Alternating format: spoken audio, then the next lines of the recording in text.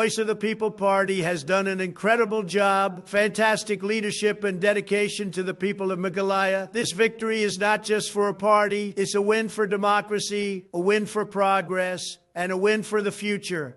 The Khasi people are very smart, very strong, very wise. Meghalaya will be great again. Thank you to Mr. Arden Miller and all the elected MDCs of VPP. A big thank you to Rikasi Jatia, Kublai Shibu.